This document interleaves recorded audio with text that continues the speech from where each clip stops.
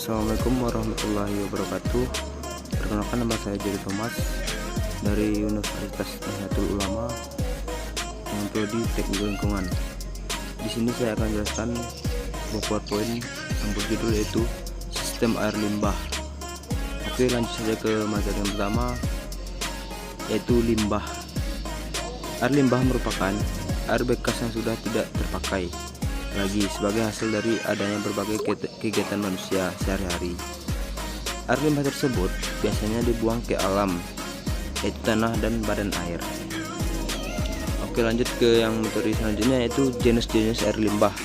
Jenis air limbah terbagi menjadi tiga. Yang pertama yaitu air limbah domestik. Air limbah domestik yaitu air limbah yang berasal dari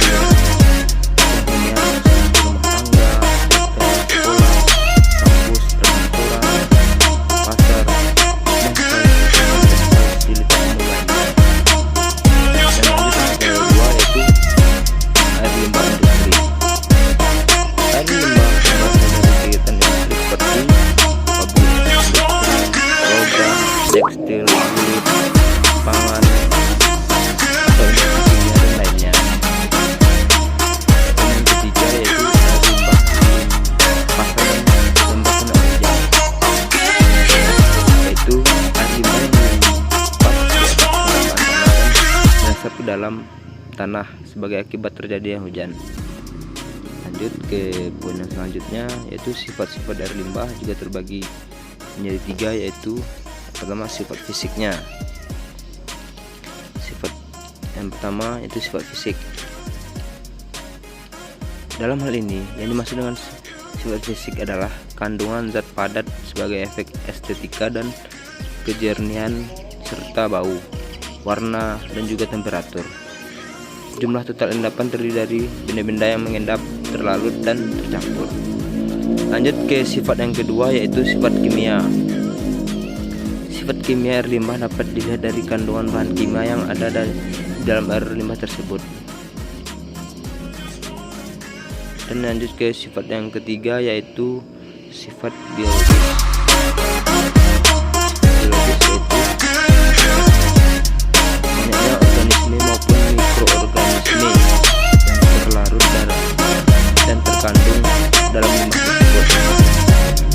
Mikroorganisme dalam jenis bervariasi ke dalam semua bentuk air limbah, misalnya terinteraksi 10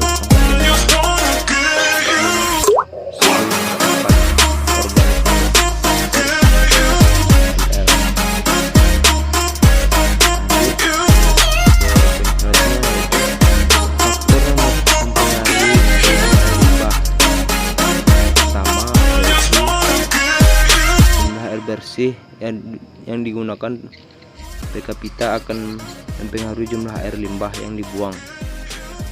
Pada umumnya, dasarnya air limbah ditentukan berkisar 60-70% dari banyaknya air bersih yang dibutuhkan. Dan faktor yang kedua, keadaan masyarakat dan lingkungan suatu daerah akan mempengaruhi besar air limbah yang dibuang tersebut. Dapat dibedakan berdasarkan yang pertama yaitu tingkat perkembangan suatu daerah, kota, pedesaan. Dan yang kedua, daerah yang mengalami kekeringan sudut air sepanjang tahun akan berbeda cara membuang limbahnya dengan daerah yang tidak mengalami kekeringan. Faktor yang ketiga yaitu keserempatan pembuangan air limbah tidak sama antara sumber yang satu dengan lainnya dalam setiap harinya. Lanjut ke poin yang selanjutnya, yaitu kualitas air limbah. Kualitas air limbah terdapat 3 poin juga, yaitu yang pertama, kualitas air limbah dapat biasanya kita ukur antara lain tersebut. Yang pertama temperatur, yang kedua pH, dan yang ketiga padatan. Lanjut ke temperatur, yaitu temperatur biasanya diukur dengan menggunakan termometer air raksa dengan skala Fahrenheit dan Celcius. dengan dan lanjut ke yang pH, yaitu nilai pH air digunakan untuk menunjukkan kondisi keasaman atau konsentrasi ion atau hidrogen dan limbah. Biasanya skala pH bersekitar antara 1 sampai 14. Kisaran nilai pH 1 sampai 7 termasuk kondisi asam. pH 7 sampai 14 termasuk kondisi basa, dan pH 7 adalah kondisi netral. Dan lanjut yang ketiga yaitu padatan, yaitu istilah padatan yang dimaksud dalam air limbah antara lain adalah CS atau total solid, SS suspended solid, dan DS dissolved solid. Pengukuran bervariasi terhadap konsentrasi residu diperlukan untuk menjamin kemantapan proses kontrol. Baiklah, sekian, terima kasih. Sampai disitulah presentasi dari saya. Apabila ada salah jengkel, saya mohon maaf. Saya sudah dengan assalamualaikum warahmatullahi wabarakatuh.